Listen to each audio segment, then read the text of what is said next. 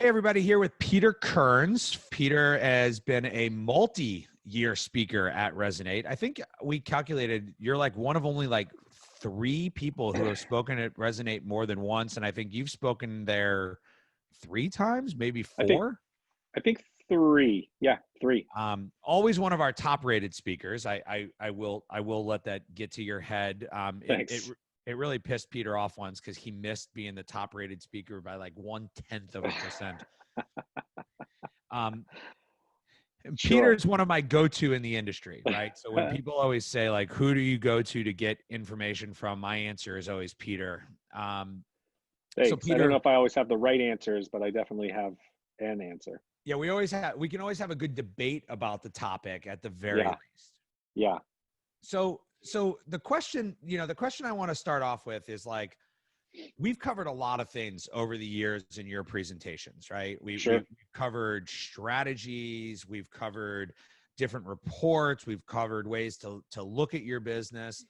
Like what was working 4 or 5 years ago that's still working today? Yeah. I mean, the first thing that comes to mind immediately is making decisions based on data. And, that's never going to go away.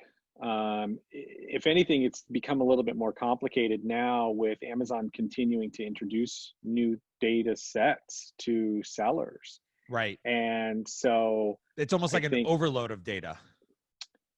yeah, absolutely. You've got all the data around advertising and how your advertising is performing. You have inventory data, how your inventory strategies and execution of those strategies is performing. You got the brand Um, analytics data. you've got brand analytics data, yeah, all of those things, which is really good. At the core, though, when you look at what's happening on Amazon now, you're getting access to more data, which is amazing, fantastic. I had a feeling that this would come. I think it will continue to evolve. But really, when you take a step back, the fundamentals, you got to drive traffic, you've got to convert that traffic, then you've got to fulfill your order. And so, you want to make sure that you've got, the thing that was 5 years ago was making sure that you understood and used these most basic data points, which 5 years ago, that's really all that Amazon provided sellers, was really basic, traffic, Right. conversion, buy box percentage, inventory performance, things like that. You really want to focus on those, because if you don't have those fundamentals down, if you don't truly understand how your traffic performs, how your conversion performs, and how your inventory is performing, then all these other new data sets really don't matter. And so what was working 5 years ago, the detailed paid sales and traffic by child ASIN report, 5 years ago, that was gold. Today, I still believe it's gold. And while you have the ability to stack some other gold around it, that's definitely going to be your big gold bar that you then maybe stack some other gold bars on top. Yeah, and if you want details on that, we covered that, or Peter covered that in great length in some presentations um, uh, that are listed below. Yeah. And a lot of I want people to get a framework for how you and I always worked on your presentations. Peter was always one of the first speakers at Resonate, and Peter and I would always kind of work on the content and the idea of the content together under the idea that he was one of the first speakers. And so it should be one of the first sessions that you're reviewing, because a lot of what we talk about is strategy and goals and identifying problems. Can you talk a little bit about how you look at setting goals for a business, and give everyone a little bit of a tease of kind of how we go into, I mean, in the presentation, you go into it in great depth of how to build this structure out, but like, and what of that is still true today, and what of that has changed? Yeah. So if I'm setting a goal specifically around e-commerce or selling on Amazon, it's always going to be, a financial number that I'm trying to achieve. I set that number and then I start working backwards from it. And then I dig into my catalog and I start to understand. So hold on. Before we go into the catalog side, Yeah. what Peter said, and this has always stuck with me, was back at his time at Amazon, you have to think about your business at where you want it to be That's not right. where it is. So you're not a $5 million company trying to grow to $10 million company. You're a $10 million company that's falling short of its revenue numbers. Right. Exactly. So you want to, you set a goal, obviously. Okay, I want to go from X to Y, but start looking at it from Y and saying, okay, this is the company that we are.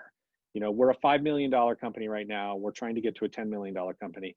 Okay, that's great. Stop thinking of it from a perspective of we're a $5 million company. Think of it from we're a $10 million company that's failing, or that is going in the right direction. But when you start looking at it from that perspective, then you start to look at it from, and then you can start digging into to the other areas like catalog, like advertising, traffic, those sorts of things. And then you can start to really narrow your focus on what portions of those strategies are going to contribute which amounts of revenue. So you might say we're a 5 million going to $10 million business on Amazon. And we know that to get to 5 million, that we have to expand our catalog, because we feel like the traffic going to our current list of offers is pretty much maxed out based on the traffic that's going to the category. So we need to expand our offerings. Right. So let's look at adding new products to our catalog. And then you start looking at how do we drive traffic to those new products to our catalog? How do we make sure we maintain that conversion? And again, and so, we go into this in great detail in the actual presentation. So it's a little bit of a tease, but like, I think what's important, and you and I talk about this a lot, and tried and true still works. People still don't understand the basics, right? I mean, with the brands you talk to and the sellers you talk to, the game, the strategy, I mean, it's really the same thing. And the thing that's changed, tried and true works. And I think if you look back 5 years ago, my hair was a little darker. I wasn't wearing glasses. That's right. You weren't quite as famous on Amazon yet. Right. I was almost famous. That's right. I think the thing when you look back 5 years ago, a lot of the success on Amazon, especially for Amazon sellers, that success was riding the coattails of significant brands that were ignoring Amazon, that were funneling millions of dollars to drive awareness to their products off of Amazon. The consumers were looking for the products on Amazon. Some very creative entrepreneurs recognized that. And so they started selling through the marketplace, and they just capitalized on the fact that this brand was driving traffic to their funnel, and the traffic was going to Amazon to convert it, and the brand wasn't selling it anymore. Right. And so then a lot of these brands over the years, as Amazon continues to develop tools and resources that are only available for brands, a lot of these sellers then shift into private label. And while there's this shift into private label, you have brands who are now saying, wow, we need to wake up. We need to get our distribution under control. We need to get our advertising under control. We need to get our Amazon business under control, which then now a lot of these born on Amazon sellers, born on Amazon brands are now competing with these brands who have these great, marketing machines that they're able to get behind. And so ultimately, the overall strategies haven't changed, but the abilities to execute against those strategies are getting more complicated with the introduction of these brands who kind of built the marketplace up, now being a considerable player in the space. Yeah, and we saw this all rolling out in 2016. Yes. And that was really, I think, the impetus of like what we're really seeing as the world today. So like, let's take a step forward, right? We read the tea leaves back in 2016. We saw that Amazon was moving more towards brand. There was all this big talk about there being a brand central versus a seller central, and and I think they've kind of moved towards that, right? Like the advertising base is a brand central base, and brand registry is the bar for participation to a lot of activity that you need to be successful on Amazon. What's the next 5 years have? Like, what does the tea leaves tell us about the next 5 years? And is it going multi-channel? Is Amazon, one of the things that I've heard discussed is like, because of COVID, you and I joked about it this morning. Because of COVID, we're now okay not getting things in 24 hours. We realize that things might take 3 to 4 days. So does that Sure. make your e-commerce site more important? Like what changes do we see coming in the future? I think the thing that COVID has done, there's two major things that I take away from COVID with regards to e-commerce. The first is that I believe that it kind of exposed some vulnerabilities that Amazon has that I think up until then it was pretty I think it was people thought that Amazon was pretty invincible in that Yeah, space. I would I think agree. that I think that it exposed some vulnerabilities. It also exposed the opportunities for competitive sites like Walmart, Target, and then also Shopify brands, Shopify sites. I think that it gave those, it put the spotlight a little bit on those also. And then the other thing, so I think it exposed some vulnerabilities on Amazon's infrastructure also. And then what it also did was it basically accelerated e-commerce growth that was going to occur organically over the next couple of years, and it really just like narrowed it down. It condensed it into a couple of weeks, couple of Yeah. months. Things are starting to go back to normal a little bit, but I mean, like Amazon, things aren't the same. They've Yeah, I mean, postponed Prime Day. there's not gonna be a Prime Day. Shipping for Right, Q4 is gonna look different, but I think, right, I mean, I'll put it on tape. I think this is like my big bold prediction, right? Like, I yeah, think what you're gonna see coming out of this in the next 5 years is more of like the shops like that are the digital brands that have a major presence online, who then have some type of experience store presence. sure, And you're yeah, going to see like the change is going to occur more in how retail and e-commerce interact with each other. yes, Then I think e-commerce will really change, because I think that the adoption period of e-commerce accelerated. No, I yep, mean, that's just, we don't believe in science, but that's proven fact, right? yeah, Um, I went down a rabbit hole. We won't go there. it's okay, Um, but the truth is that the pendulum always swings back and forth. right, And so, right. to believe that retail is dead Retail's not would be dead. naive. Yeah, absolutely. And so I think the thing that's going to come out of this in 5 years is that I think there's going to be a leveling of the playing field. And I think Amazon is going to be, brands are going to look at this and say, okay, here's Amazon. It's a channel, and Amazon's giving us everything that we need to do to be able to maximize the brand experience on that channel. And Yep. Amazon's doing some great things. I mean, now on the detail page, it has the little, instead of it just being a hyperlink to the brand name, I think it says store, it says Yep. brand, and then it has Yep. that. So so you're They're going, going to allow I you to imagine, start having store following and store post and yeah. And more I and more. imagine that they will start merchandising stores on category specific landing pages as opposed to products. So, you go to the sports and outdoors store, here's, Well, it'd be the like, it's like TRX you're at store. Dick's Sporting Goods, and now you're Right. going to go into the shoe section. There's an And end here's the, cap, and yep, there's, yep, yeah. yep. So you're going to be able to shop these individual stores. Like here's the Nike store, here's the North Face store. And I think that that's going to happen. It's already happening. I think it's going to Do you remember continue the to evolve. malls? Do you remember the online malls from like Yeah, the late 90s, I like do. early 2000s, like that? Yeah, Well, that was the way we envisioned the internet, right? We envisioned the internet as a component of how we were used to shopping right, um at the physical mall. So right. you literally would go to like a mall Yeah, online. yeah, yeah, for sure. So I think And that's, but I think I think the world's going to come in somewhere between that, because I think people still want to physically touch and interact. 100%. I mean, VF Corp just today announced a flagship type of store opening, I think in Italy, where it's going to be a collection of all their brands. Yeah. So, And so I think, you'll see like these, you'll like take like Thrasio, right? Who's yep, building this multi-billion-dollar conglomerate of brands. They could open up a store one day where you can come in and interact and touch with all and touch and interact with all of these brands. Anchor could end up with an electronics store, not competing with Best Buy, but taking up a much smaller footprint, yep, I mean, there's a store here in Chicago. It's called ABT, and it's basically a gigantic Amazon warehouse that has a front end demo store. And Yeah, then when you buy stuff, you have to go to the back, and everything's picked, packed, and shipped, handed to you.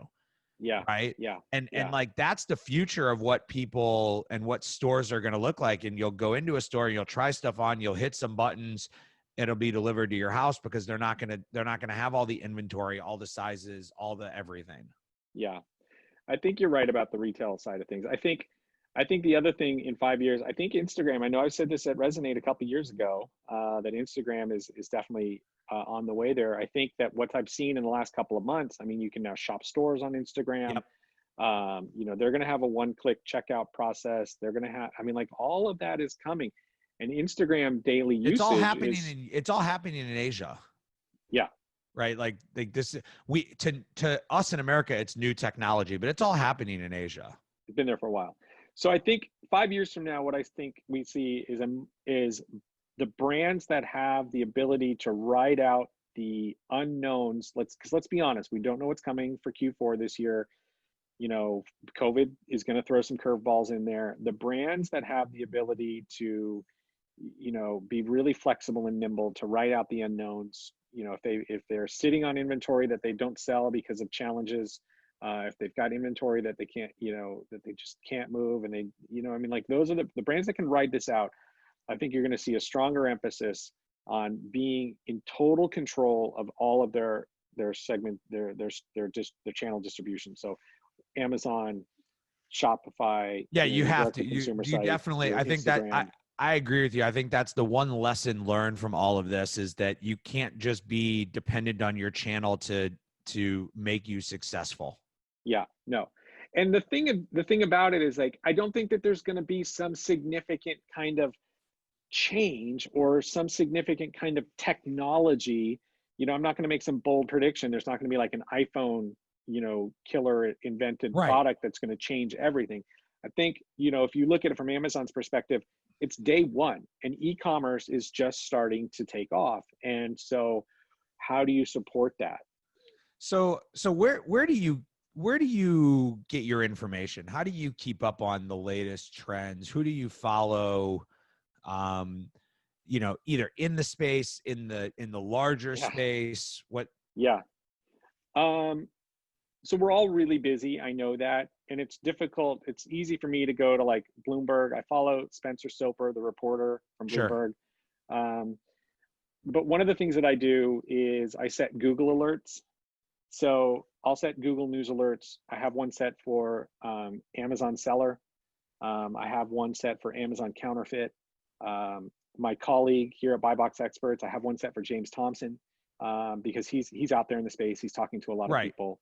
So rather than following this information, I try to have it pushed to me so Yep. that I can look at it. Every morning I open those emails, I look at the headlines, I dig into those, And I think and the key to all that is to, like you said, you have a routine for doing it. You don't get yeah, lost in it during the day. yeah, You do it, um, you do it when it's right. And when you see something, I mean, I know what you do, because when you see something that doesn't make sense to you, or that then you reach out to me and a handful of other people, and we all kind of shoot the bull about our yeah, opinions about that. And, that helps us form our direction for moving forward. absolutely. One person that I do follow pretty closely is Scott Galloway. He's a NYU Stern School professor. He has a podcast.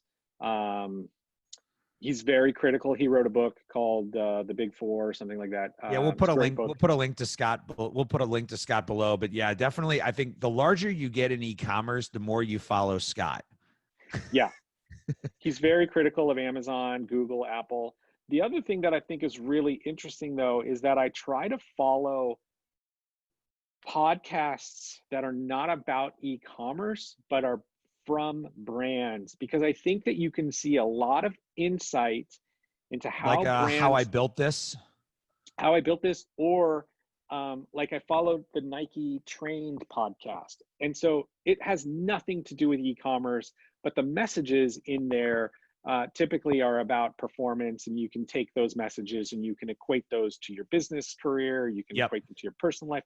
But the thing that I think is interesting when you look at a brand like Nike and how they're interacting with their consumer base, I look at those from lessons of like, okay, what lessons can you learn from these brands like Nike and how they're interacting with their consumer, and how, how can you do that even if you're a small Amazon brand? Like, what are the things that you can be doing on social that are similar to these big brands? And Right. so I tend to follow brands and their behaviors. I follow Lego very closely. I think that they have it Yeah, they've been dialed crushing it. in. Yeah. But they have it dialed in on Amazon too, which is, a brand of that scale is really impressive. So those are the things that I tend to do on a daily basis. Awesome. Thank you, Peter Kearns with Buy Box Experts, multi-year speaker at Resonate. Can catch his videos below, and I'm Yep. sure he will be at future Resonates because he's a fixture of the Resonate agenda. And thank you for coming on and You're welcome. sharing some of this information. Thanks everyone at the Seller Labs team. It was an honor and a pleasure.